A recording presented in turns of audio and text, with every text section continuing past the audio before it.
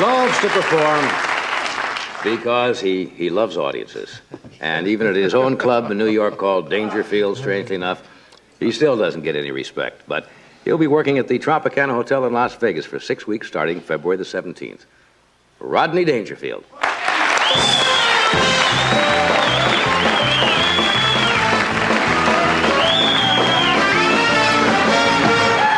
a crowd! What a crowd!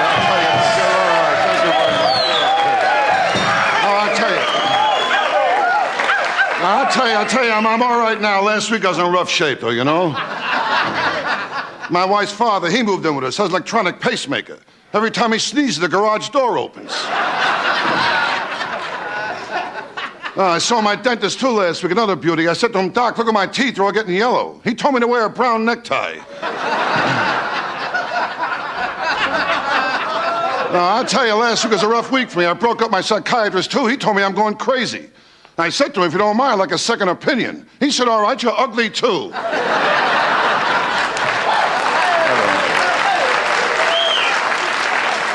And then he told me to lay on the couch, face down. No, I tell you, on Halloween, that's when I know I'm ugly. I open the front door, kids give me candy. And girls, they don't like my looks either. Well, the other day, a girl was driving a one-way street. I yelled out, one way. She yelled back, no way. I don't know. I tell you, since I'm a kid, nobody wants me around, you know? I mean, the time I asked my old man, how can I get my kite in the air? He told me to run off a cliff. He did a lot of things, my old man. Oh, once on my birthday, he gave me a dartboard with automatic return. And my mother, too, she never breastfed me. She told me she liked me as a friend.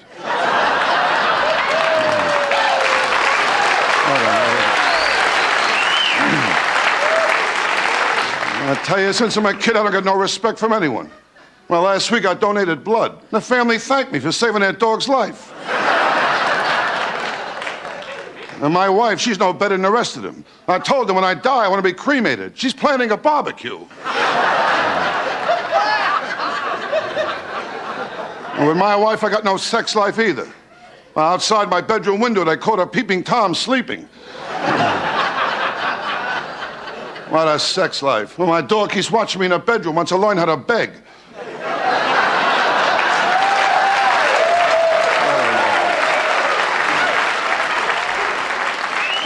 Yeah, my dog, that's another one. He taught my wife to roll over and play dead.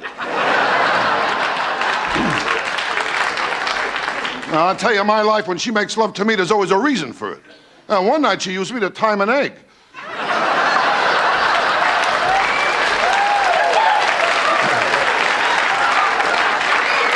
And I'll tell you something else, too. I don't like the nickname she gave me either. Microwave. Hey, Hollywood.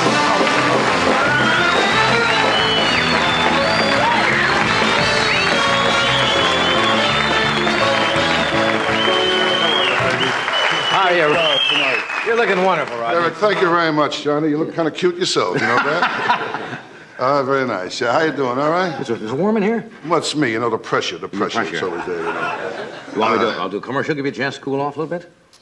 Whatever you like. It's okay. I mean, it's not my ball game, you know. That's right. But we'll do this. We'll return right after this, sure.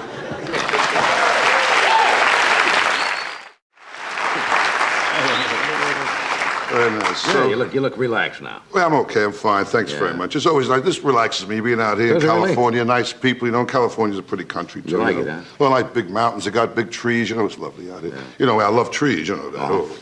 Sometimes I spend a whole day just looking for a piece of oak and a hunk of ash. You know that. No, I mean, in New York, there's not many trees. There's not many trees. Well, I live in New York. There's only one tree in my block, you know, and two guys live in it. I'm telling you, it's you live in a rough neighborhood. Oh, very bad. Are you kidding? My neighborhood? Forget about all kinds of people there. Yeah. But this last week, a guy rotated my tires from my car to his. No, my neighbor, there's always problems, though. You kidding? My block is a beautiful children's zoo, you know? Last week, 4 kids escaped. I mean, always problems. No, but I'll tell you, kids are bad today, Johnny. They're bad today, Johnny. Yeah. I'll tell you, my kids, My kid, too, full of smart answers, you know. Well, the other day I said to him, I says, you're young, you don't have it upstairs. He told me I was old, I don't have it downstairs.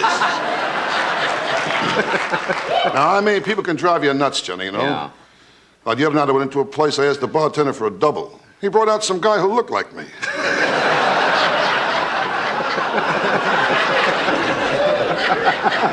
You gotta relax, that's the whole thing. That's right. I can't relax for that's the whole problem. You kidding my friend, the Dr. Vinny Boombachi, knows how to relax. I was going to ask you about him. I thought his name He's would come up. doing fine. He's glad you brought it up, too. Yeah. He's doing fine, you know. Doing fine. He's busy, you know. His new book just came out. He has a new book? Big book, all about hamburgers. About hamburgers? Hamburgers, yeah. The book's entitled, She Was in Love with a Quarter Pounder Until She Tried the Whopper. It's a very good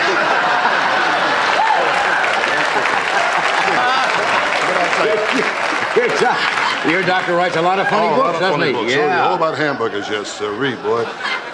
Well, I'll tell you, Johnny, I count my blessings. Do you really? I count my blessings, you know. You know, I'm doing okay today. Show business, I was broke for years, you know. I never had any money. I couldn't buy nothing. I used to go to orgies to eat the grapes. Are you kidding? I had no money at all. No money at all. My whole life, I never got a break with anything. You kidding? But me, nothing comes easy, nothing. Well, last week, my gay uncle died. Left me all his dresses. Ain't got a break with nothing, Johnny. Hasn't been a good year, has it? I never had any luck with girls either. You kidding? Really? Never had any luck with it. By the time I was 16 years old, I had sex once and VD twice. Never had any luck.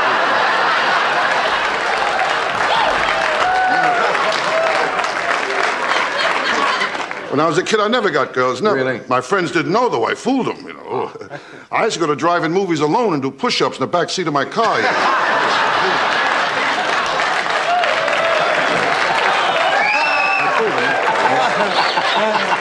I mean, I got a girl here and there, but nothing, you know. Nothing. Well, one time I took out a real fat girl. Ooh, was she fat? Big girl. Fat out there. She was so fat, I mean, during sex, guys asked directions. You know what I mean? That's a big girl. Big girl. Big girl. Fat as no guy. I lose some weight myself, Johnny. It's awful. That's the whole thing today. Look thin, you know? Yeah. I found out the best way to look thin, you hang out with fat people. It's the only way, I'm telling you, you know? It's healthy, thin, and health. That's what's health. We didn't come to health yet. Right. That's right. Health is important, you know? And I'm getting old. I'm not a kid anymore, you know that? We all get old. I'm at the age now, I tell you, I'm envious of a stiff wind, you know? I'm getting very old.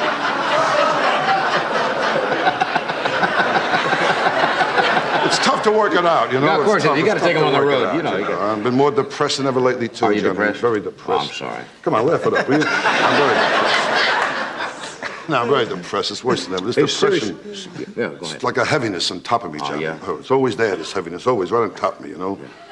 Other guys get up in the morning, a new day, up and at 'em. I wake up, the heaviness is waiting for me nice, you know? And sometimes I even talk to it. And I say, hi, heaviness. And the heaviness looks back at me, today you're going to get it good, you know? You'll be drinking early today. And I don't want to drink because I'm a bad drinker, I'll tell you that, Johnny. When I drink the next day, I got to do two things. I got to try and locate my car, and I got to bring back the car I took. I mean, I'm a bad drinker. Remember that one? Yeah, sure. Of course I do. Of course you do. You know a lot in my bed. I don't know. Bring on the next guy. I don't know what it is.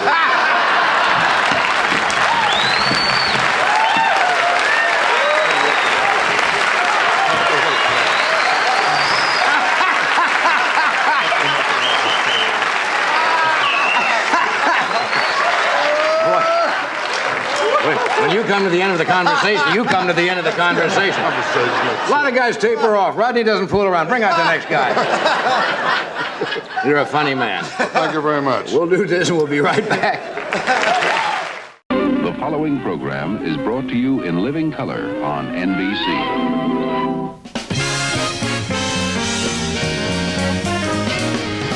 From Hollywood, The Tonight Show, starring Johnny Carson.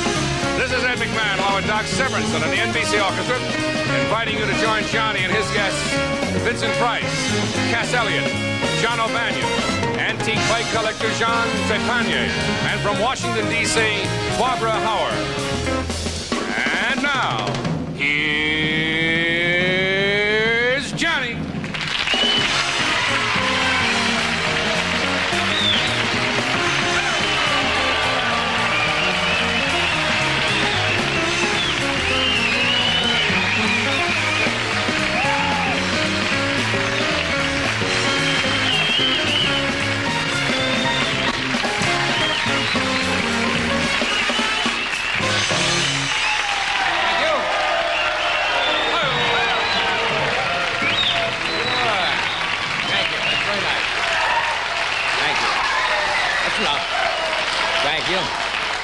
Now, sure. Now, come on. After you get what you want, what happens to me? You won't respect me in the morning. I believe a man is innocent till proved guilty, right? Right. So please withhold your judgment till the monologue is over. Well, let's see. High star person. See. Tutti frutti or vanilla? You look like the roommate from the man from Glad.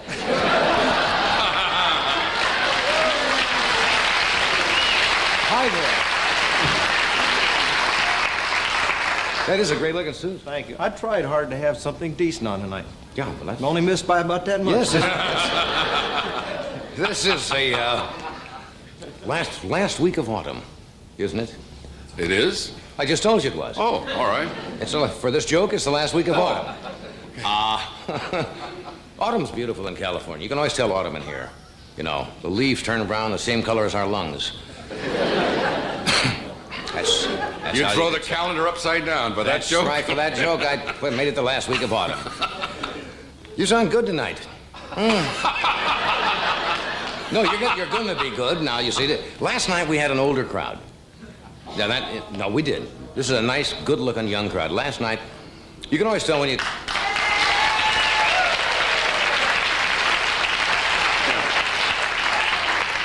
You bought that, huh? No, I'm serious. You can always tell when you have an old crowd. We came out last night, there were a row of people sitting with those buttons. It said prostate power. Well, let's see what's in the news today. The big news, of course, is that Vice President Agnew went to the Speaker of the House, Carl Albert, and asked to be impeached. True. And Carl Albert says, I'm sorry, you'll have to wait your turn.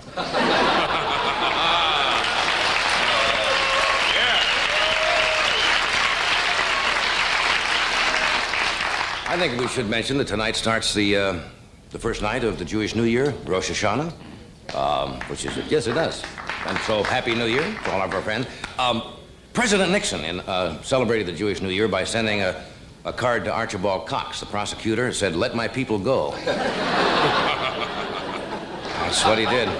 You know, every year at this time of year, Ed tells people he's Jewish so he can celebrate.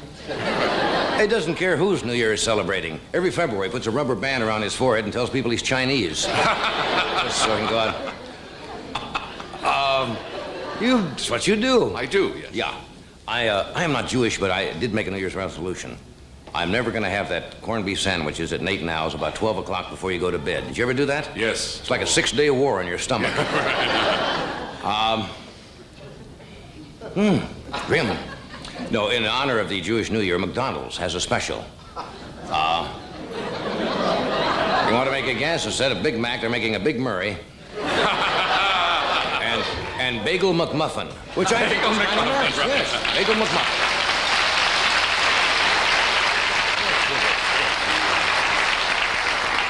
Isn't it nice the astronauts are back? They're all back safe. And they set all kinds of records up there. Most time in space, most time on the spacewalk, most pictures ever taken of the sun, most glasses of Tang without spitting up. That's one of the records. Remember how everybody is so blasé about the space shots nowadays? How many of you saw the recovery? Yeah, you see? A few years ago, the networks would interrupt, 10 hours before splashdown, cover all of that, right? None other 10 hours afterwards. This time, right in the middle of the splashdown, NBC interrupted to cover Yule Gibbons spitting up a petunia. So it's... they've been gone almost 2 months, wasn't it? Yeah. And they had a lot of catching up to do. They want to find out, who's first place in the American League, who's first place in the National League, who's left in the White House. And they were up there 59 days. I don't stop, friends. 59 days, and of course, no women. And scientists are, Now, wait a second, I'll get to it. Scientists are making a lot of tests to see if they have any, signs of, physical impairment because of that space up there. They did make an astounding discovery. They'd never seen a space helmet with horns on it before. That's what the doctors found. Did you know they took 77,000 pictures of the sun You know why they took that many? No, why? They had to take that many till they got one that wasn't overexposed. They were shooting right into the sun, you see. The next trip is going to be in November. Did you know that? Yes, The next Skylab. I wouldn't be surprised if Nixon and Agnew try to get on this one. It's going to last a lot.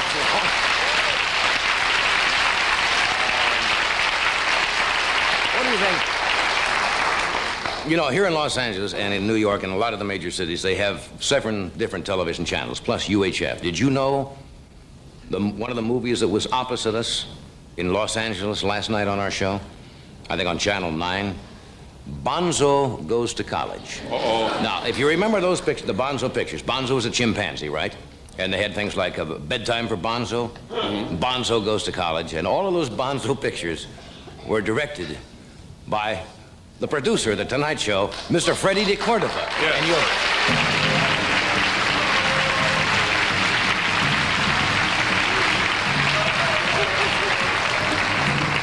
it's nice to know that a man who made a monkey is a star in charge of my career.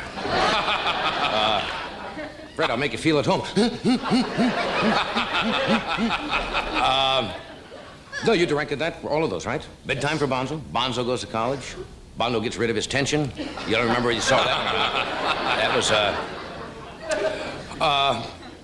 here's a sign in the green room. It says, please do not feed the guests. You see how that hangs on when you make those pictures? That's what he did. Ooh. Okay, let's move right along now. No, we do have a exciting show tonight, don't we? Yes, we do. Did you tell him who's on? Yes, I did. We have Cass Elliott with us tonight, Vincent Price, John O'Banion, a young lady with some interesting, I want to get her name right, Trepanier, I believe is the way she pronounces her name, with some antique bicycles, an authoress, or author, and what would she prefer? We'll find out. Barbara Hauer, who has a book called Laughing All the Way, which is about the inside things that are happening in Washington, or have happened there, or will happen. Am I leaving something out? No, that's it. Any questions? This meeting is closed. We'll be right back.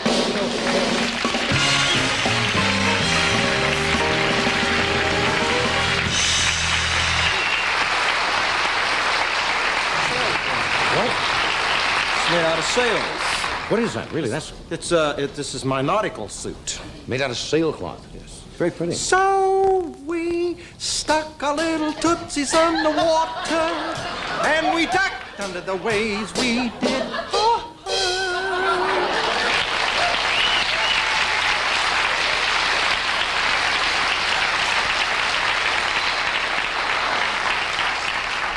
You do sail in a suit like that, don't you?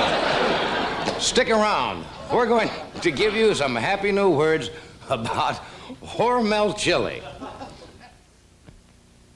Clap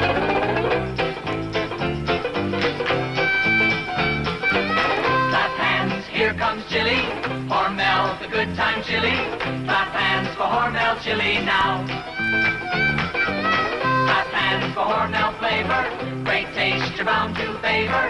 Hormel's the good time chili now. Oh, yeah. Hormel's the good time chili now.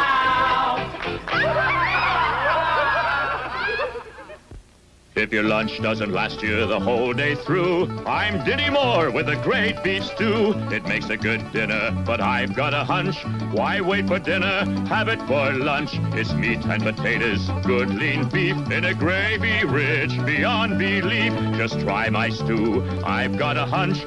You're gonna like having dinner for lunch. Look for my thumbprint on every can and have dinner for lunch.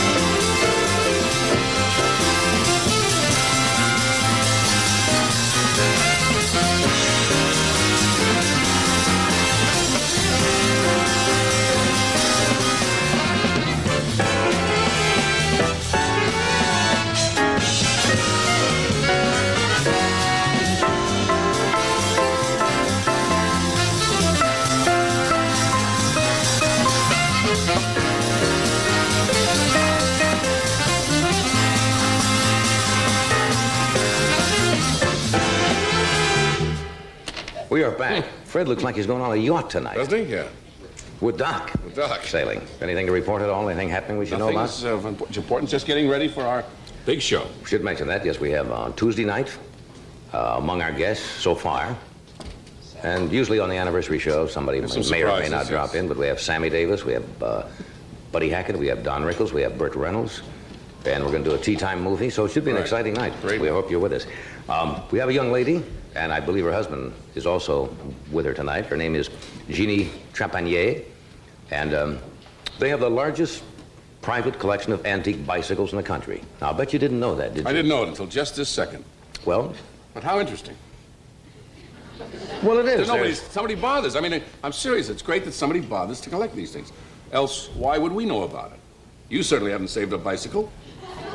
I do have my bicycle at home. What bicycle? Your little tricycle when you were a kid? I didn't save that one, but I do have a bicycle at home, and I ride frequently. There's been a renaissance in bicycle riding in this country. Oh, yes. Because it's good for you. But that's a new bicycle. That's not your old from Norfolk, Virginia, but no, Norfolk, Nebraska bicycle. I have that one, too. You have that one, too? Yes, I do. Is that the one you have dipped in gold and on the wall? We're going nowhere with this, aren't we? We're trying to get something going, and we're right in the sprocket hole.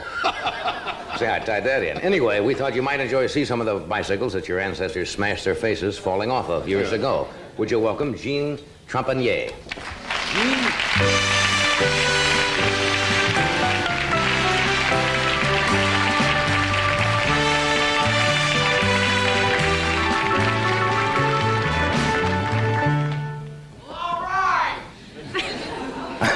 We got a very Victorian audience here tonight.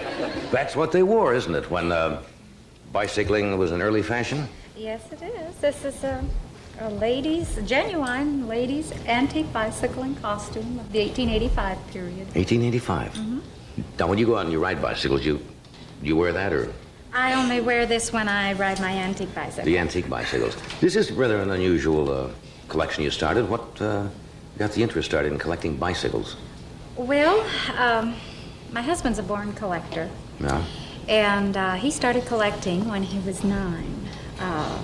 Just odds and ends. And then he bought a buckboard by mowing lawns and working. And then when he was 11, he traded it in for a 1914 Studebaker. Got his parents to drive him all around in it. Right. Then one thing led to another, and he started collecting automobiles. Bob's a great swap meet goer, and he was there one day, and this man had a pamphlet on antique bicycles. He wanted it. Struck up quite a conversation with the guy, and the guy says, well, he says, if you're so interested in this book with old bicycles, would you be interested in an old bicycle? So he says, sure. That's all it took, huh? That's all it took. That afternoon we went over, and that's where we found the beginning. Is this where you find most of them? You go to these kind of swap meets, and then... We find them at swap meets. We find them all over the country. Of course, now people know about us, and they write to us. And when you say antique now, in furniture, they say an antique, to be an antique, has to be over 100 years old, but bicycles, what is the definition of an antique? We consider our bicycles antique right at the turn of the century and before. Mm-hmm. We have bicycles going back to 1830. Is that right? Mm-hmm. Are they valuable? I mean... Yes, they are. They vary in price depending on who is selling it, how old it is, and how rare it is, and the condition it's in. Could you tell if somebody forged, furniture forgery and stuff like that is very popular. How could you tell if somebody, a clever metal worker or something, got together, and are there certain things you have to know about them so you don't get... Bob can spot them. Is that true? You can spot the phonies, yeah.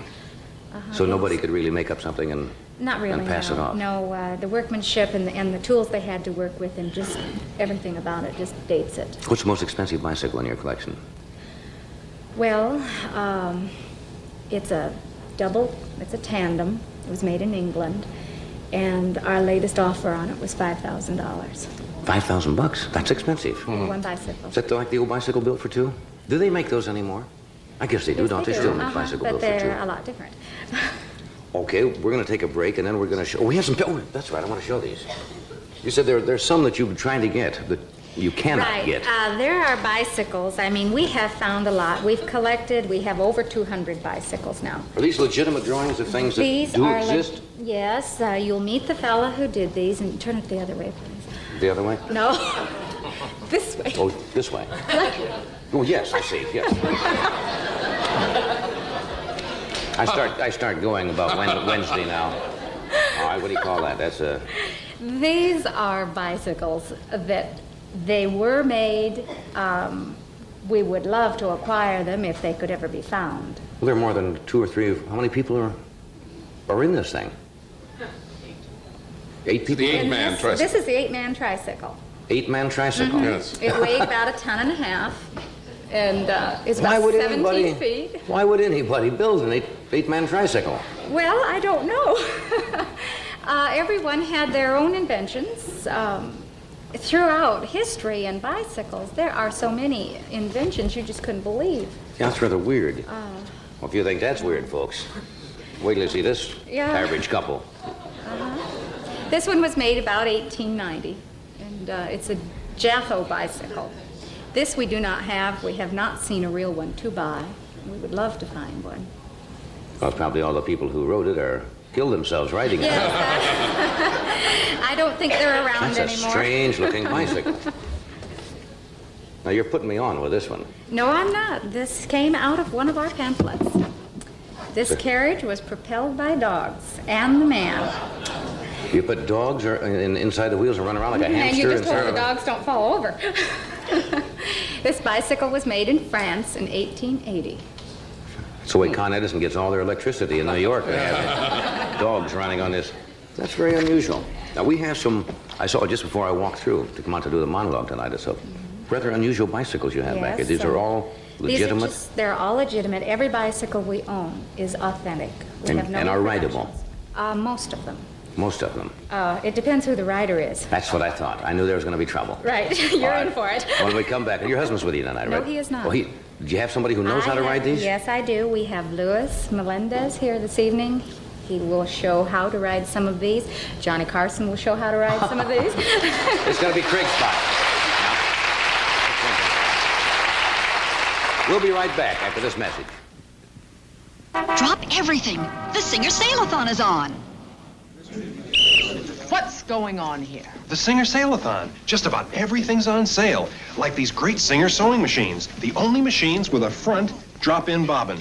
This zigzag model is just $79. And this one, with built-in stretch stitches, is now only $135. Wow, that's a steal. Drop everything and come to the Singer Sale-a-thon.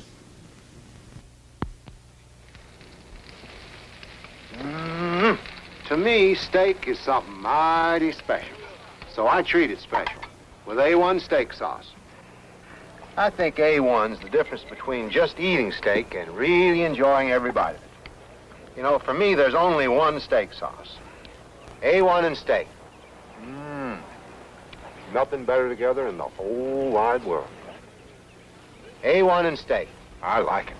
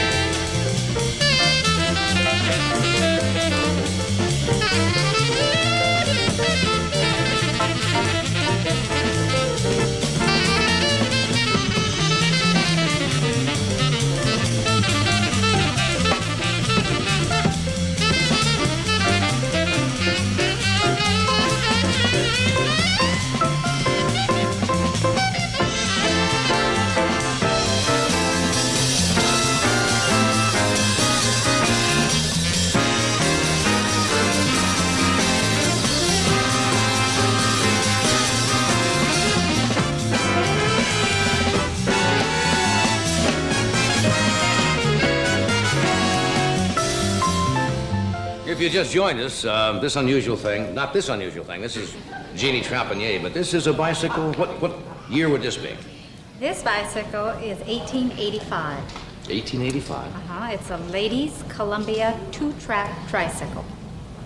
And this is not rebuilt. This is authentic. Can you operate that? I sure can. Steers here, and it's very easy to operate.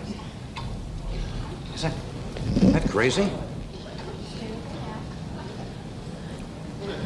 Isn't that sweet?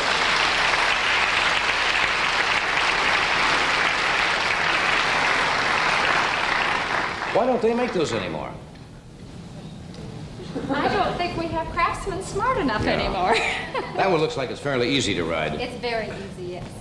Like a training wheel for a 747. Coming back here. You can't reach back here, can you? We'll be back there soon. Okay, what are some of the others? Well, I'd like to introduce Lewis to you at this time. Okay, where's Lewis? Lewis will be coming out on his 1885 Columbia High-Wheeler. Good. Oh.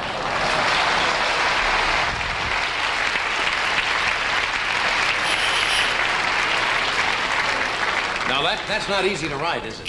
Well, you let us know. Why, You make it look don't be so easy. pessimistic, John. You want me to? How do you get on? How do you get on? Yeah. Well, Now, come on, this could be dangerous, right? let me turn it around this way so they can see the trick step a lot better. Well, there's a little step on Yeah. on the small Well, wheel. here's a step here called the trick step. Yeah. And the beginners generally get on this way. Right. I think it'd be better if I tried. Okay. Put one foot up here. 1 foot there. Now, when you learn to ride this thing, you have to just grab the handlebars like this and Push scoot off. along and stand up on the trick step. Right, And and learn then- to, balance on it. After you've been a little familiar with it, you do something like this. Oh,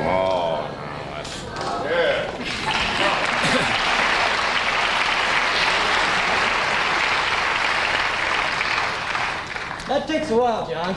yeah, I don't know whether I should. That could fall over. No, we can help you up here. Oh, and, that's good then. You can get a good feel of the machine. I don't want to have the seat Ed, you're a surgically big fella. removed.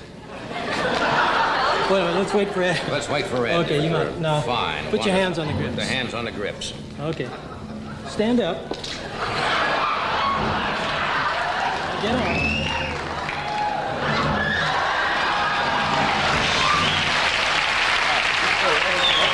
Okay, now put even pressure on the pedals. Yes. You let me know when you want to go. What? If you want to release, we'll release. No, don't let me go.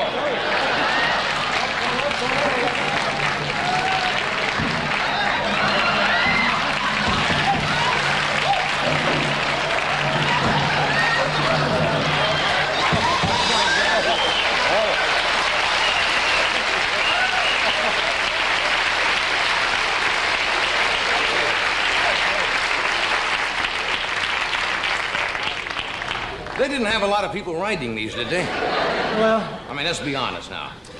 no, it was generally for the adventurous young man. And, I can see that. and That's extremely difficult to get up there. And thank you. It's nice climbing down you. Once you've learned how to ride them, they're no problem at all. In a- France and England, they had the strange thing fantastic about this bicycle is races. it's really deceiving because I make it look so simple sometimes. I get Well, sure. expert bike riders that say, can I ride it? And And- there is no way they can ride it. This thing will have a tendency to throw you very quickly.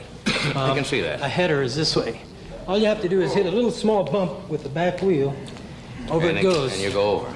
And when you lean with this thing in a turn, you lean in the opposite direction, contrary to your lower bikes of today. I wouldn't have You guessed lean that. with the bike, this one you lean. That's really crazy. What else we got? All right. Well, we thought since you did such a good job on this, you'd like to try our bone shaker. The bone shaker. The bone All right, shaker. what's that? Which one is that? This is the bone shaker. This was made in the 1840s. It's made of all hand-forged iron All iron and wood, and wood. All right. and it's very heavy and very slick. This, by the way, is the first bicycle with pedals. Good heavens. That's all This metal. one weighs No. Where does this 60 get? pounds. Is this from England too? No, this is very comfy. Well, that's not Okay. too bad. Now, That's bad. That's bad. That's bad. That's bad. Yes. okay, this one isn't really Ready to difficult. catch yourself. We should line you up. Okay, go ahead.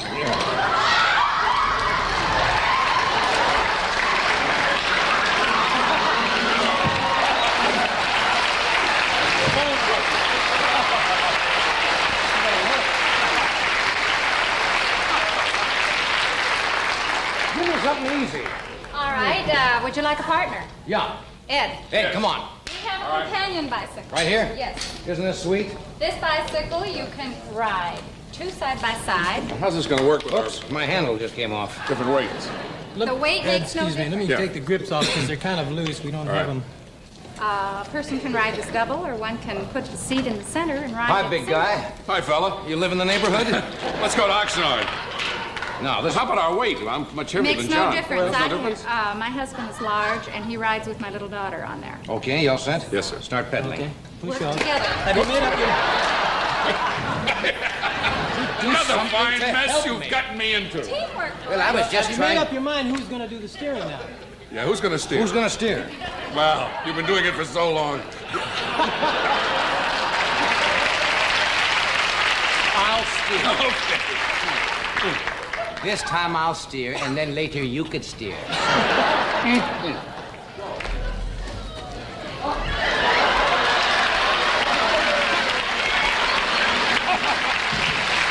Just where I wanted to go. I can go back to a commercial.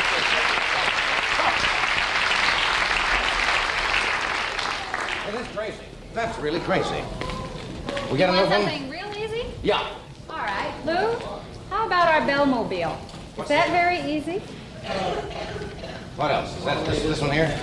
Yes, Well, this looks nice. it's very light. This is a child's tricycle. Well, that's easy. That's...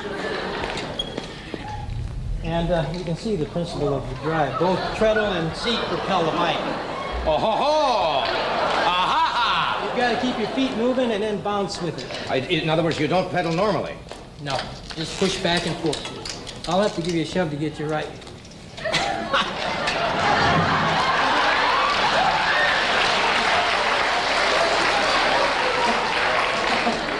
The seat comes up. And up.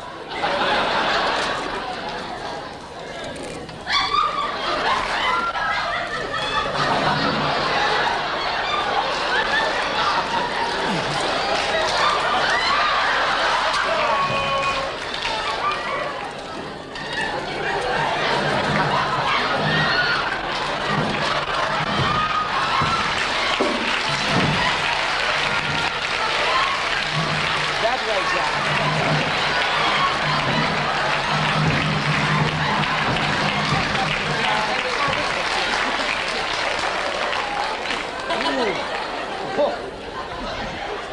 That's the funnest bike of all. Ah, that is really insane. We gotta say goodbye? I thank you so much for being here, Jeannie. Thank you.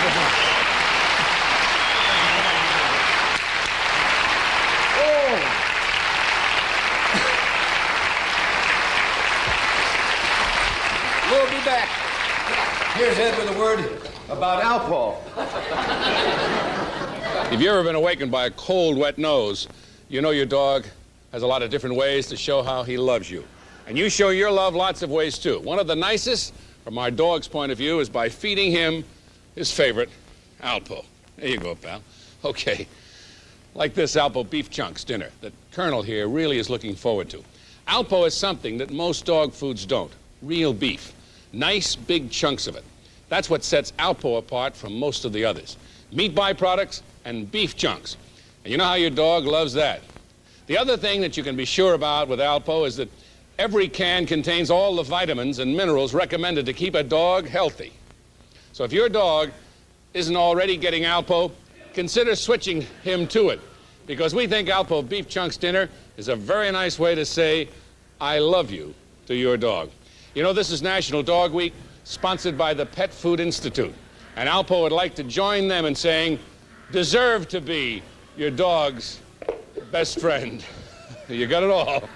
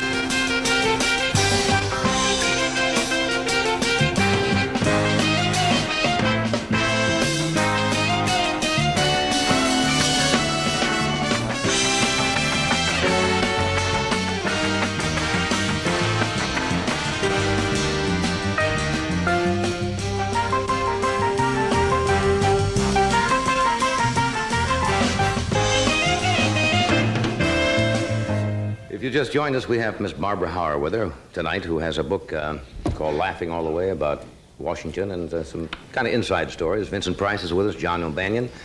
And this gal here, we have not seen for about a year. I don't think she's been with us. But this Friday night, her first television special called Don't Call Me Mama Anymore will be showed on CBS. And this is her latest album, RCA, which happens to have the title of the same name, Don't Call Me Mama Anymore. Would you welcome, please, Cass Elliot. Cass?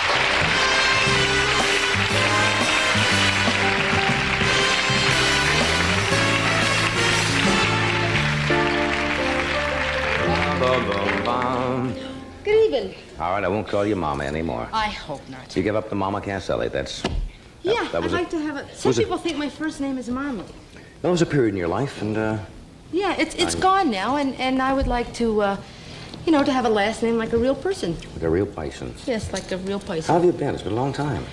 Well, one of the reasons it's been a long time is that I fell down in my kitchen and had a football injury. You know, last time I was on the show, we were talking about how I was in love with all those football players. Yeah. So I had to go out and get injured like one so that I could be one of the club.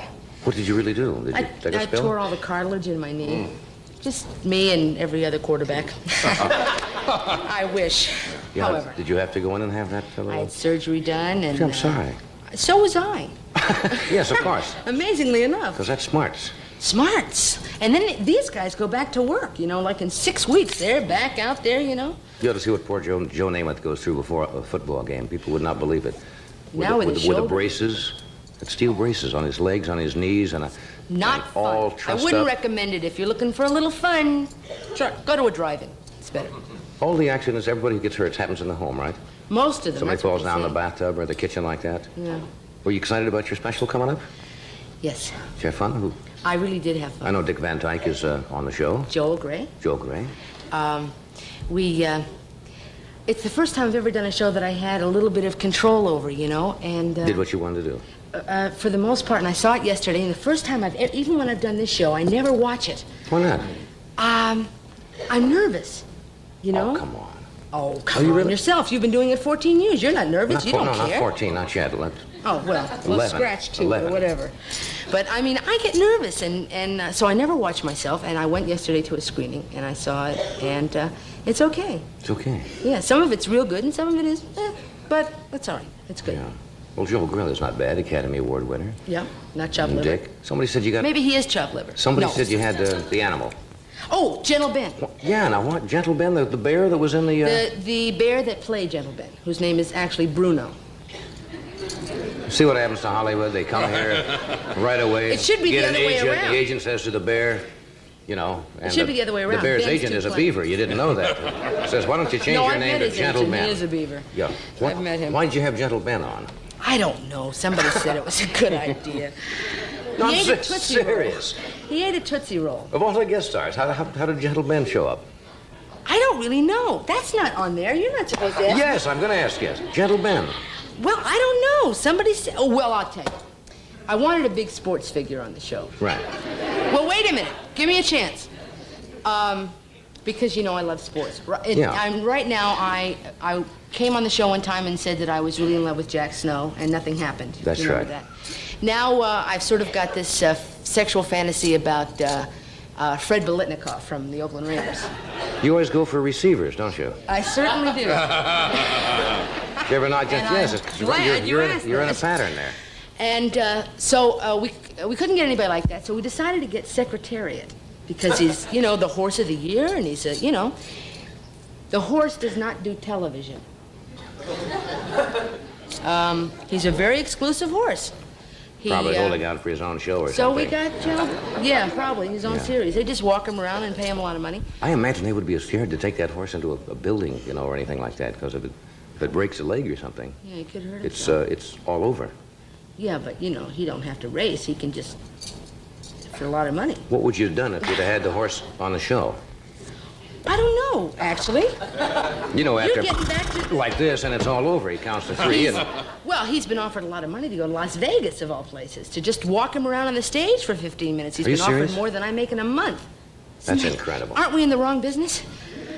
If my legs were just a little longer, I don't know. Just to look at the horse. Just to look at the horse. But he's a great horse. Yeah. He's pretty. Somebody told me you had a day, back in your hometown, they held a day for you. They had Cass Elliot Day in Baltimore, Maryland. Oh, that's a kick, isn't it? And we had a parade. Oh, it's a great kick. We've been preempted in Baltimore. The special is not showing in Baltimore until 5 o'clock the next afternoon. It's been preempted by some other show. I'm really mad about that. Why's that? I don't know why that is. Do they have a baseball game or something back there that day? It's actually Alistair Cook. So when I get to England, I'm going to punch him in the mouth. Preempted in your own hometown? In my own hometown. We even had the mayor and everybody. And just, and it was in signs and a parade and... Were you born there, or is that where you started? I was born there and raised in that general area, Washington, Virginia, that whole area. It's always a thrill when you go back, don't they? Hold a parade. It was a great thrill. I mean, we really had and especially have a parade. I mean, I could show, my family who told me, you'll never make it in this business, kid. You know. Did you say we have some film or we have to do a commercial? No film. We do have a piece of film? Is this from the, Now, I have not seen this. What's so this don't from? expect me to be blastingly witty here. From the big day in... I didn't know we had any film. All right, let's see the big day in Baltimore. Every day you learn something new. They'll probably preempt this, so they won't be showing it. There it is. Isn't she wonderful?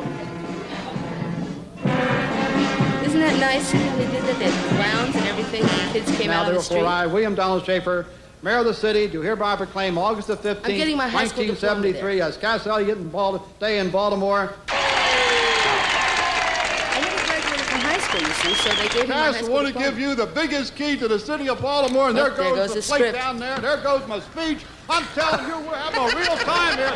But we're going to get you this key. We're going to get this key to you no matter what. He was really wonderful. He really was wonderful. Was that the My mayor? pleasure Yeah, to that's Mayor hand to Schaefer you of that Baltimore. diploma that is 13 years overdue. That's my mom putting the robe on me. Forest Park High School honorary diploma has been awarded to Ellen Naomi Cohen. Oops, Cass that's Elliot the real name. on the successful completion of the general curriculum given under the hand of the seal, the city of Baltimore, the 15th day of August, 1973, signed by everyone. I don't know. Look at all those folks. Look Can at you that. imagine that? All those folks came right out there. It was wonderful. Thank you. Your honorary, get the cap and... Yes. How about that?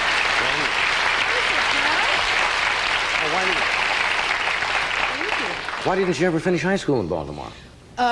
Actually, because I wanted to go into show business, and I had taken all these courses to go into medical school, and I was accepted into medical school, and I thought if I didn't graduate from high school, they couldn't send me to medical school.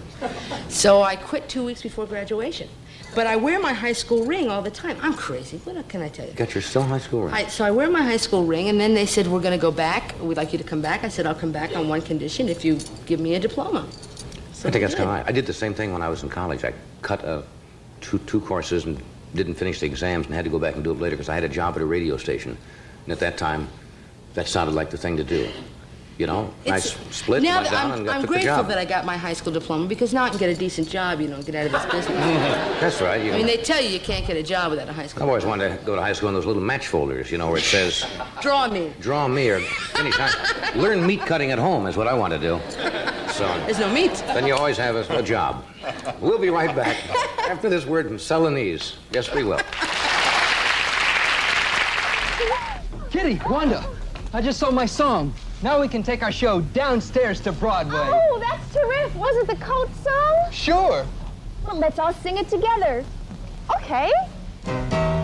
It's a playable, stretchable, comfortable kind of a day. Da-dee-dee. Life is woven with Fortrail, and we're living the action-packed way.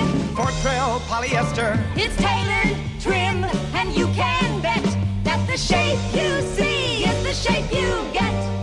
Belted, welted, cinched, or trenched.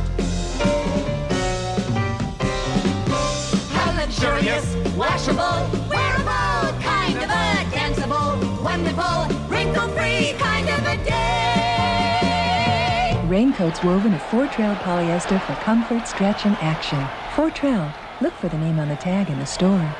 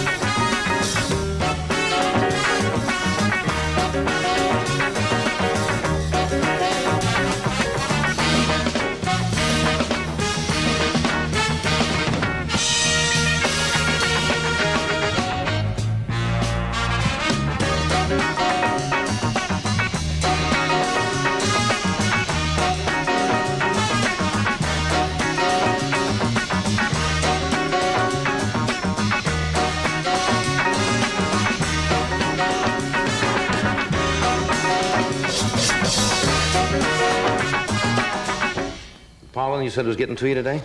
Yeah, for like 2 days. It's Yeah. been driving me crazy. It wouldn't affect your singing if you did. Would do a number for us tonight? I would adore to do it. This is your new single, right? Yes. Shall walk to the spot. Thank you.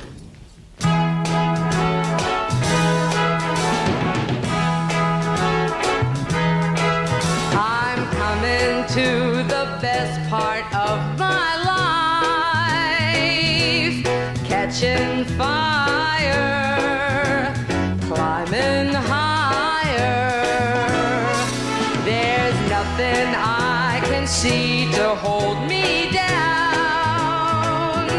I'll keep trying till I'm flying, and I'm feeling no pain.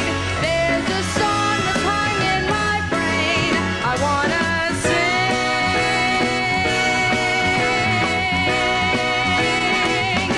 I'm going out of control to the music that's in my soul. I wanna sing.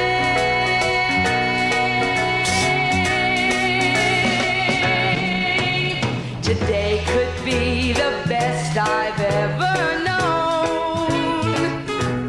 If I take time, I can make time. I'm going where I've never been before. Won't be long now. I'm getting strong now, and I'm feeling no pain. There's a song that's hung in my brain. I wanna sing.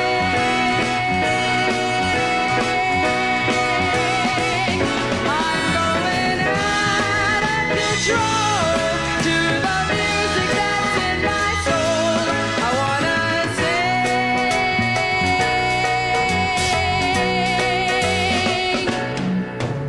I finally feel the future's on my side. No more blue songs, only new songs. And I'm feeling no pain. There's a song that's hung in my brain. I wanna sing.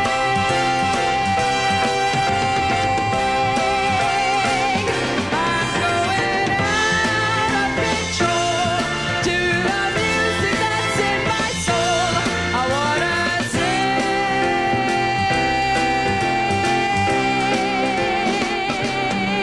'Cause I'm coming to the best part. Yes, I'm coming to the best part. Now I'm coming to the best part of my life.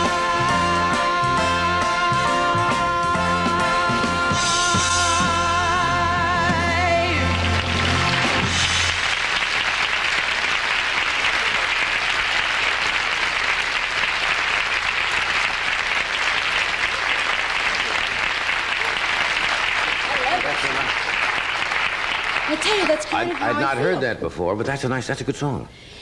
It's really the way I feel. Things the are best going part, so everything is- good for me with the special and the new album and everything. Yeah, that's great.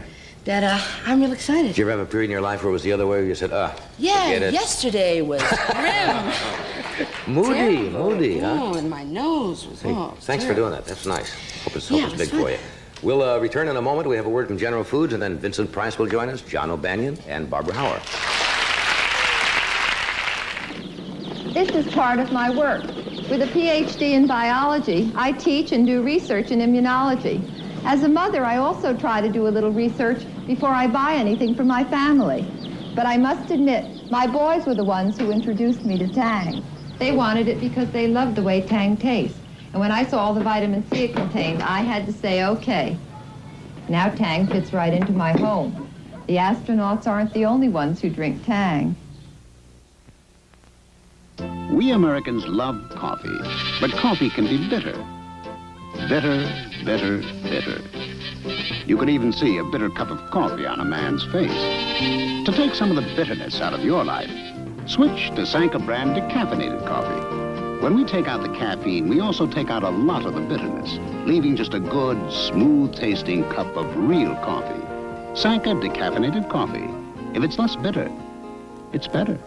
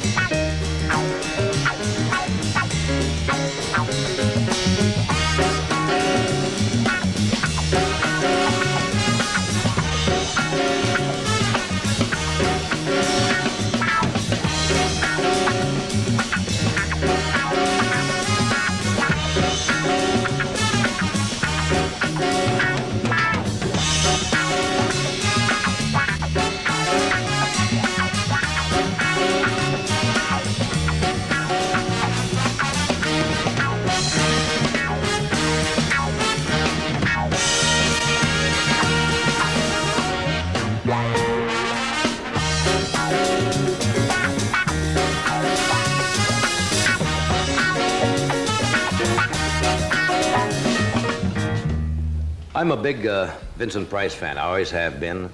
He's probably one of the best-known actors probably in the entire world. And we talked with him the last time he was here about being like stereotyped in movies as always the villain, and been most successful at it.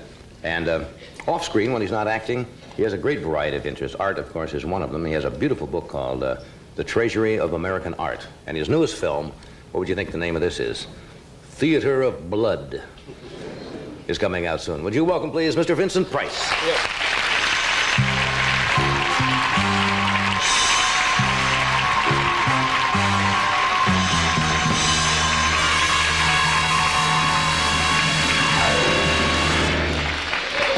Good evening. Do you get that all the time? Like that's all you've ever done in motion pictures, which it's not. I know, no. But, you know, I was so jealous that you had Cass Elliot Day in Baltimore. I've never had Vincent Price Day in St. Louis. Never? No, they'd probably hang me from the arch. Now, when they hear that, I'll bet you 8 to 5, before the week is out, you'll get a letter saying we want to hold a Vincent Price Day in St. Louis. I saw you the other night talking about typecasting. It was a Western. Yeah. You played a feudal land baron. Remember that picture? Dragonwick. Yes. Yeah, it was a good picture. Yeah, it was a good picture. Yeah. And you were nasty and mean and evil. But lovable. But Johnny. cute. Sweet. I always feel I get the dirty end of the stick, if you'll pardon the expression. No, I think, we talked about this once on the show. I think the type of thing, and you love doing them. Yeah, they're great. You love doing those. Yeah. It's like because everybody loves the horror stories and the mystery stuff. And they're timeless. Yeah. They're not dated at all, right? Well, you know, you get to play such different kinds of parts. I mean, the hero is so dull.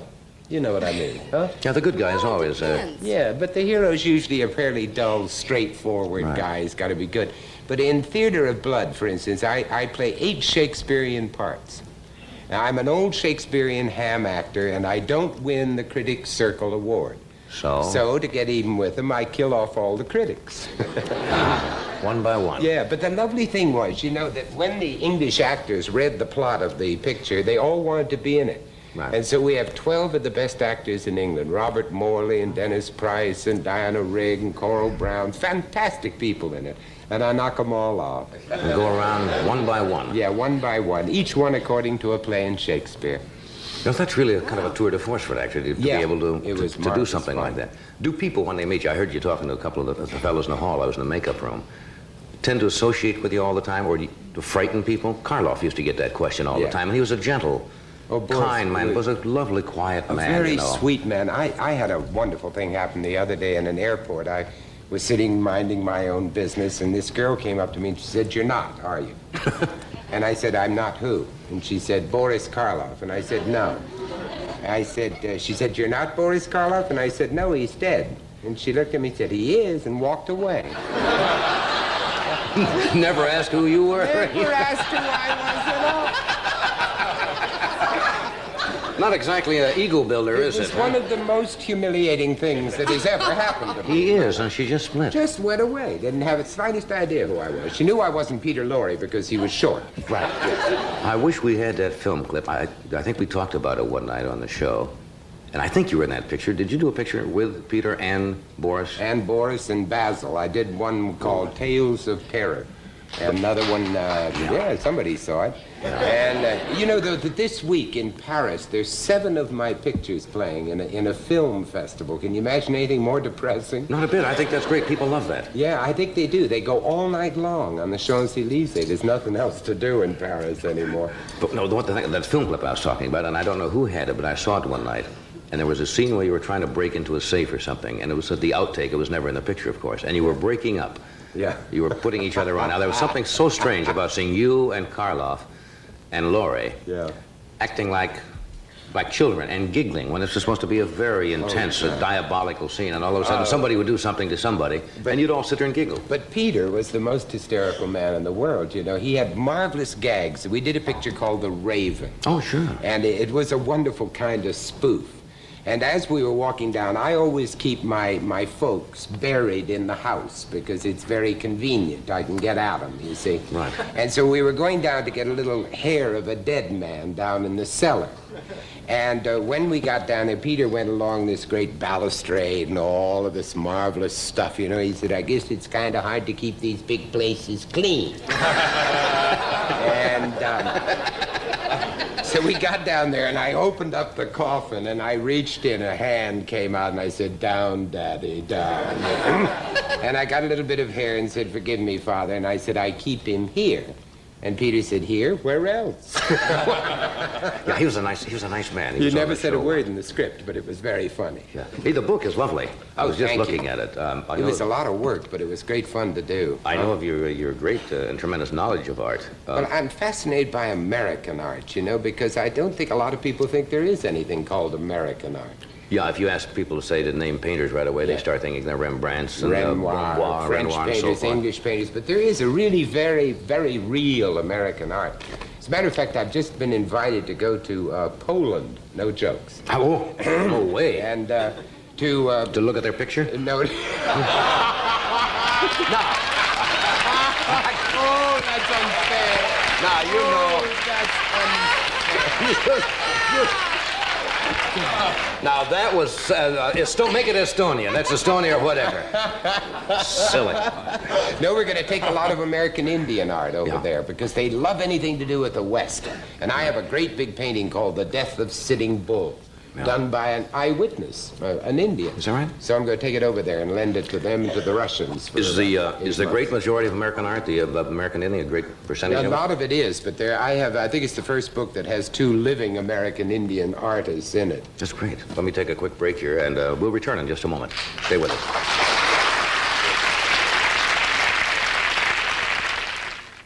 Scott's Liquid Gold has the perfect answer. Their new countertop and stainless steel cleaner. Just spray it on, wipe it dry. You won't believe how it cleans off dust, grease, water stains, fingerprints, clean, polished, and looking like new again. Try the newest member of our family, Scott's Liquid Gold countertop and stainless steel cleaner. Would you dare to skip a day with your antiperspirant? I did. With Mitchum for problem perspiration. I believed at $3.50 its protection had better last a long time. It did. Through the first day and even the second day. Yet Mitchum's buffered to be gentle. Yes, you might even skip a day with Mitchum. It's that good. Now for perspirers who prefer a soft, absorbent powder every day. New Mitchum Spray Powder.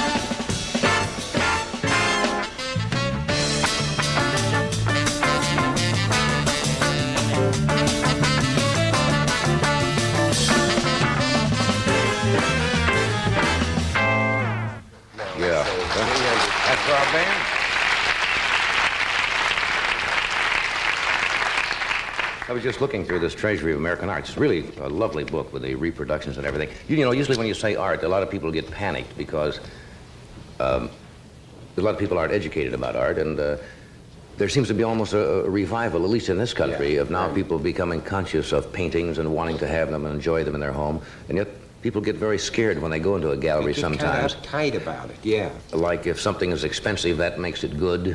But all the publicity about art today is about how much it costs, you know, not how good it is. And I think it's frightened a lot of people away from it. Right. And it really is something that we should have around and enjoy instead of all of that ersatz junk that's sent over from Europe. Yeah. You know, there are also art snobs, too, aren't there? Like there are wine snobs. In other words, a painting is only good if it's of Lamenque, something hanging on the wall. Of the blue period or something. Yes, yeah. and the painting itself can be something that you wouldn't want to live with. No. And yet if you have it in your house, you have to live with it. What about people, you can rent paintings. Oh, yeah, Most people don't know great this. idea. Museums you can rent paintings. You can rent a $50,000 or $100,000 Van Gogh or Sicily or something like that and hang it on the wall. You get a guard that lives in. Yeah, it lives in with a gun. But that's kind of impressive. You're just going to have the neighbors over for a night. You know, and you go down and hang a Rembrandt on the wall, just for the night. One of the first parties I ever went to Hollywood, it was a great big movie mogul, and he had all these wonderful paintings in the house, and they were all rented for the night. Really? Yeah. I wonder what if he had another party the next night. There weren't that many pictures in Hollywood. They're all gone. Yeah. So I had a bad day at the track, and you cash it all in. You paint at all? No, don't. Did you ever try? Yes, I tried and found out I had no talent. How long did it take you before? Everybody Before I says found anybody out? can paint, and that's not true. Everybody can't paint, obviously. No, you can't paint. It takes a lot of work to paint. You know, it really takes a tremendous talent. I studied all about it, but I have no talent. No. So I just quit and decided to be a good audience for it. Because Makes sense. without them, you ain't got no show. That's for sure. Most people should start, I suppose, if you start with oils, because you can change as you go along, right? Yeah, yeah. And fool around. It's good therapy, though. Want to do this, and then John, and then Barbara? Fred? Yeah. Fred's watching Bedtime for Bonzo on the other channel. We'll take a break. Stay right with us. We shall be right back.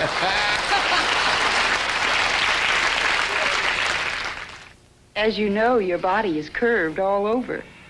We're going to take one of those curves and show you what happens on Simmons Beauty Rest coils.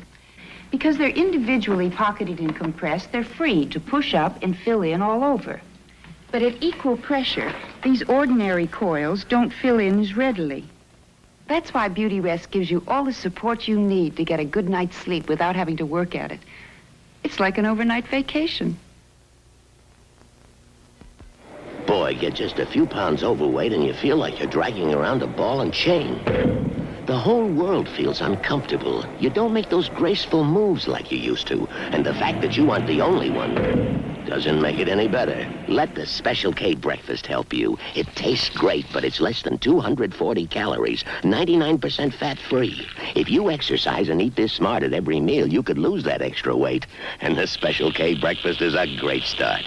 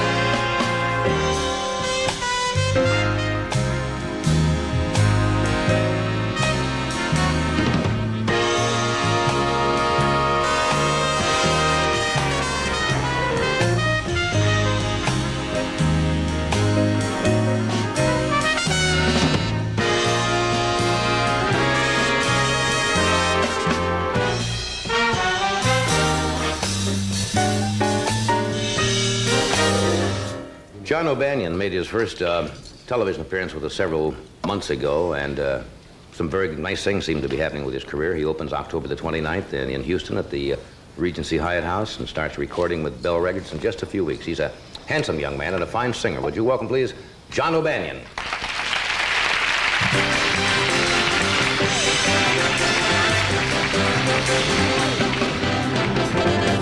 Everything has its season, everything has its time.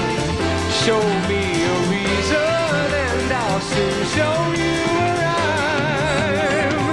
Cats fit on the windowsill, children fit in the snow. Why do I feel I don't fit in anywhere I go? Rivers belong where they can ramble.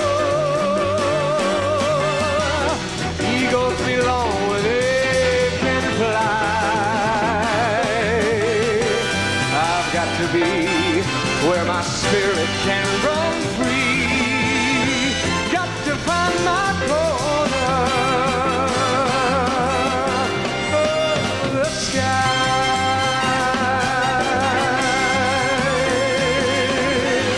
Every man has his daydreams, every man has his goal. People like the way dreams have us sticking to the soul. Rain comes after thunder, winter comes after fall. Sometimes I think I'm not after anything at all. Yeah, rivers below where they can ramble. Eagles belong where they can fly. I've got to be where my spirit can run free. Got to find my corner of the sky.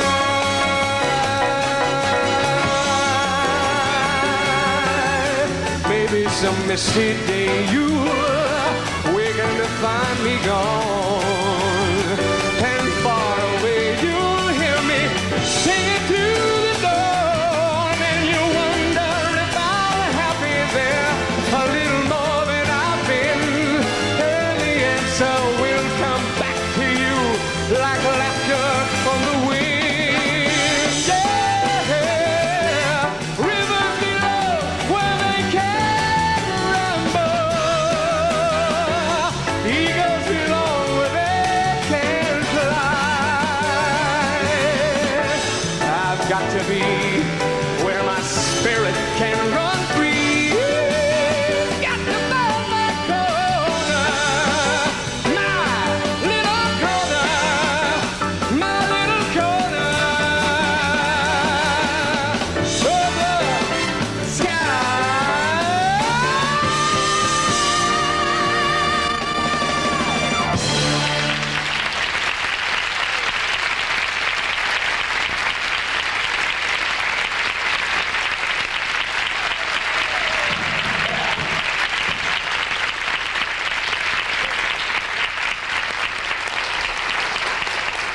That's John O'Banion. He's a fine singer.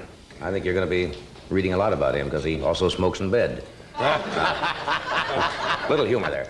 After this brief word from our sponsor, Barbara Hauer will join us and we'll talk about her new book. Honey, this morning I'll make our pot of coffee. Thanks, but I want Taster's Choice freeze-dried. It tastes like ground roast. But for breakfast, we need a pot of coffee. So we'll make a pot of Taster's Choice, huh? I take out the basket, boil my water, then add Taster's Choice 100% freeze-dried coffee. You see how neat? No messy grounds to clean up. Can I butter the toast? For ground roast flavor, Taster's Choice by the pot. It's a neat idea. Take a good look at your wood paneling. Looks dull and faded. Well, Scott's Liquid Gold was specially formulated for wood paneling that has been dried out by heat, air conditioning, and sunlight. It's not a cover-up, but goes down below the surface to restore and preserve the natural beauty of fine wood. Liquid Gold cleans away dirt and helps hide scratches and water stains. Remember, for best results, don't use wax after using Liquid Gold. Use Liquid Gold regularly, in aerosol or liquid.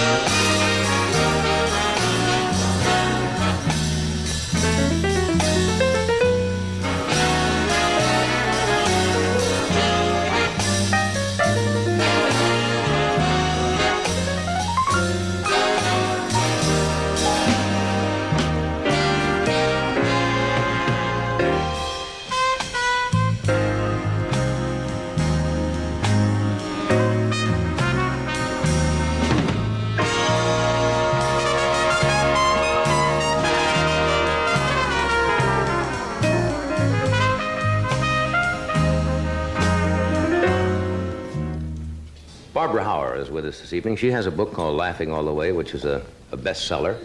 It's about Washington and memoirs and anecdotes delivered with the kind of candor that's become her trademark. And we're very happy she could fly in to be with us tonight. Would you welcome, please, Barbara Hauer.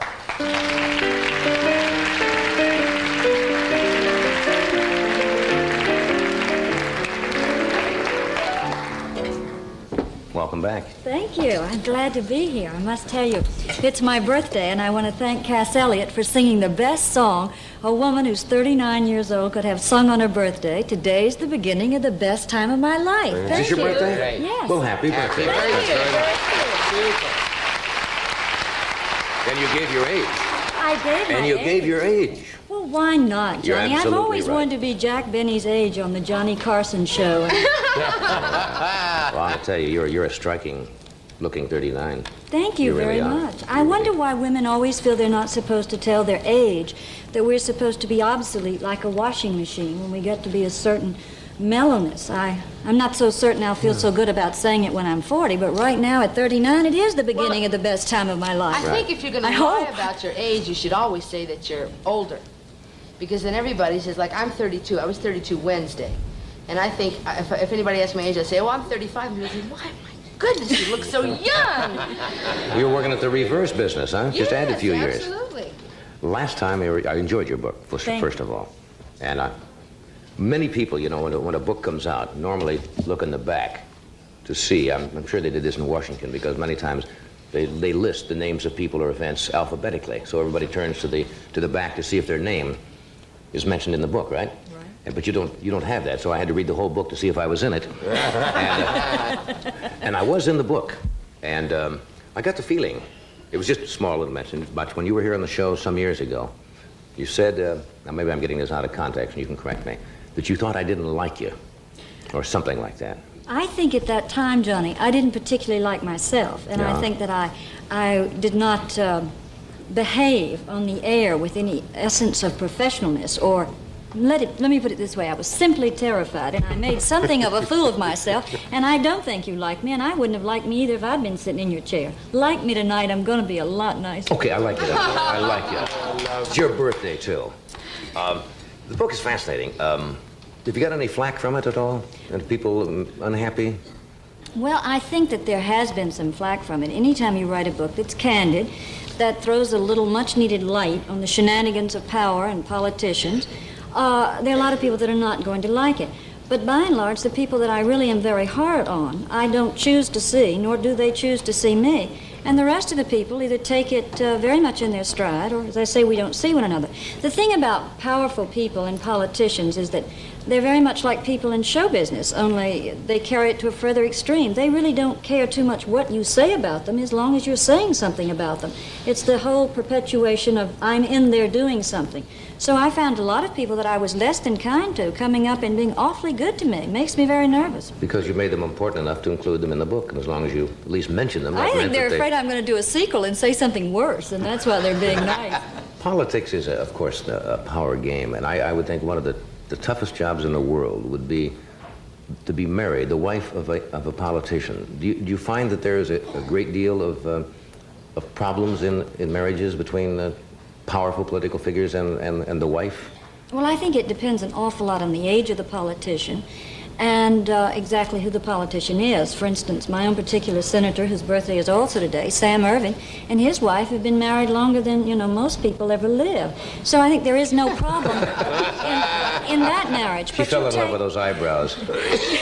You take the very young politician and his wife. This is not easy because it's a different generation. It's a woman who has come along with some idea that she would like an identity of her own. She would like some autonomy over her life, and in politics you have none.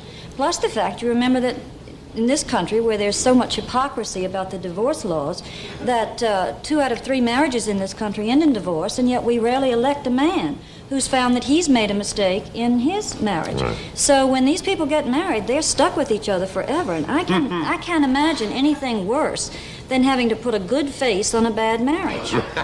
Yes, that's, yes. But you see, politicians' wives have one, I think, terrible disadvantage, is that their husband has to be elected by votes, so they constantly, and I know a few wives who have told me privately without mentioning the parties, if they have to smile and shake hands at one more ladies' tea, where they've invited the women in, and say the right thing at the right time and always be on your behavior, that must be a terribly tough thing to bear, because it directly reflects on And this possibly is, your husband's election. This is true, and also the ego knows no sex, knows no gender. A woman who's worked going into shopping centers and saying, "Hi, I'm Barbara Howard, and my husband's running for office. Can he kiss your foot and get your vote?" She works very hard to get him there. Then when they get there, it's all of a sudden, isn't he the most marvelous savior of all mankind? And she's nothing but the woman who sends out his shirts and brings them back lightly starched so he can stand up there and do this to the crowds. No one wants to be remembered as the wife of the politician or the wife of the man who discovers the cure for cancer. History has no recollection of her. I can frankly think of nothing worse than being a first lady, particularly this first lady. I mean, it must be a very tough time for her. It is. No, I think it's tough for any, but right now, it's got to be a tremendous emotional thing to bear up under what they have to bear. You feel for the families of all of these people. For the first time, I saw that interview the other night with Martha Mitchell, and everybody makes jokes about Martha Mitchell, and she makes jokes about herself in a way, and yet for the first time, I felt I almost cried out for her. She looked so harassed and carrying such a weight on her shoulders. Yeah, it did there for the first time. Everything in this woman's life, whether you believe in what she stands for or what her husband stood for, which I assume few do now, you must realize that she has nothing that is hers. It's all fallen apart, right before her very eyes. And this, this is not an easy thing for anyone to take in their stride, much less a woman who has married a man thinking that he is going to make the world a better place in which to live. He gets to Washington, he gets corrupted by power, as power absolutely does corrupt, and she turns around one day and this man she's promised to love, honor, and obey and look up to is being indicted and hauled into this court and smeared over this paper, rightly or wrongly, whether he deserves it or not. Must be awful tough. It's like waking up with a nightmare on your hands. When you say power corrupts, and I don't want to correct you, but it's the misuse of power, really, isn't it? I mean, power doesn't necessarily have to corrupt. Power can be good. Well, but the misuse of the power. I think that's probably splitting a hair. I think that anyone who gets accustomed to the trappings of great power, like the trappings of great luxury, will bend their integrity awfully much like a pretzel in order to keep that power. As Mr. Mencken says, looking for an honest politician is like looking for an honest burglar.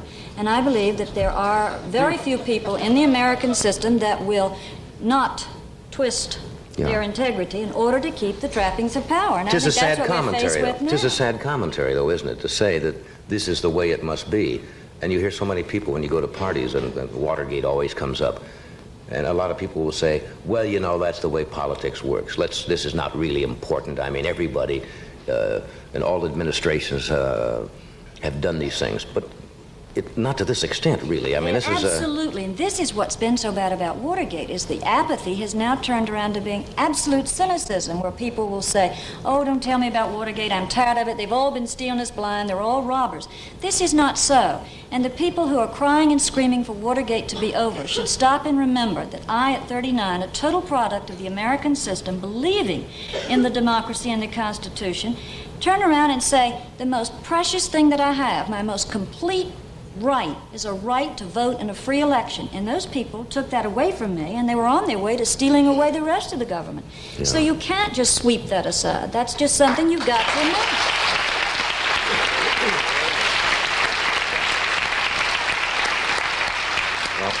Well, you spend most of your time in Washington now, don't you? It must be a rather uptight place right now. It is so uptight. It is the most uptight place. And of course, the constant conversation now is about Vice President Agnew. There has been some conversation that this has been created at the Vice President's expense to take a little of the heat off the President in Watergate. But the main topic of conversation is if the Vice President either steps down voluntarily or he is forced to step down, does a president who may or may not deserve to be impeached, who may or may not be impeached, have the right to choose for us a vice president? And of course, all the wags in Washington say that if the president has a right to select someone to follow in Mr. Agnew's steps, God forbid, that he will choose someone who will be much more lenient if he gets to be president on the people in the Watergate who will be able to be prosecuted when they get out of office. And the rumor is that the person that would be the most kind toward the Nixon crowd, the Watergate crowd, would be John Connally. In other words, they're already looking at this as a fait accompli. Absolutely. Everyone has an opinion. You go to a cocktail party. Do you want John Connally or don't you? Not do you want scotch, bourbon, or vodka. Do like you want John Connally? On the rocks. I never cast a vote for John Connally. I mean, he, to me, has all of Lyndon Johnson's vices and none of his virtues. I have no desire to have John Connally thrust from me. I mean, does anyone? I wouldn't know. Do you get invited to many parties down in Washington, Barbara? Not at the Connollys, I would imagine. But I imagine when you do go to parties, and that's where you pick up information and so forth, do people kind of avoid you? Are they a little reluctant to really tell you anything? Well, if they've got something to hide, they're very cautious that they don't get seated next to me at dinner, because I do like to ferret it out, and I would love to come on here and tell it every time I know something, because I believe that a government that's being run properly, that they can discuss what they're doing, and it can be talked about. So there are a few people who still avoid me like the plague, and the number's growing, I guess, after tonight. I think it was John Ehrlichman who said when he was testifying about something, he was tired of seeing senators or congressmen coming onto the floor half in the bag or under the influence of alcohol trying to make decisions like this was a great deal of this going on in Washington. Well, there is any a great validity deal of into it that? going on, but that was one of Mr. Ehrlichman's problems. Every state has the right to select their own congressmen and their own senators. And if the state of Mississippi wants to put a boozer in office, that's that state's business and none of Mr. Ehrlichman's business, and he had no business to peep and pry on him and try to keep him from office. If you want a drink, that's NBC's problem. They put you here. It has nothing to do with Mr. Ehrlichman. We have classes here. Ed goes to them every Saturday night at NBC to talk about this very problem. No, but he left the impression, you're right in what you say, they have elected them. He gave the impression that people were on the floor making decisions, about what affects us in the country, and he thought that was wrong, and people should know about it. Well, I think most people do know about it, particularly the states that send these representatives. There are a lot of congressmen and senators there who chase women. Most of the senators are too old to chase women, but there are some congressmen who do. Is there a lot of hanky-panky? Well, there is a great deal, yes. Well, when you are faced with the burdens of governing or placing a vote that's going to mean something of national importance, I suspect that it gets just as trying and tedious, and you get just as tense as you do doing anything else. So they're only human beings. Politicians are no, deities. They're flesh and blood, just like us. They line up to see Deep Throat, and naturally, if they've got a pretty secretary and a wife who's always nagging them, they're going to do just what any insurance salesman or any talk show commentator or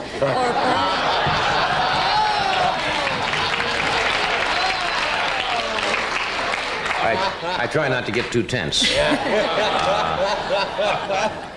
So that there is a certain amount of it, I suppose that's normal, yes. Why would we expect them to be any different than we are? Well, Buzz Aldrin, the astronaut, came out the other day and said he was a little tired of the American people trying to hold them up as godlike people, the astronauts he was talking about, because they're not the all-American hero. They're, as you say, have all the foibles and peccadillos, I suppose, that everyone has. As a taxpayer, I'm getting tired of holding them up there in the sky. You really think that's too long, huh? I think it's getting to be a bit much. When you can't buy a piece of meat for your plate, but you can hit the moon, there's something, I get a little conservative. I didn't know I had that kind of conservation.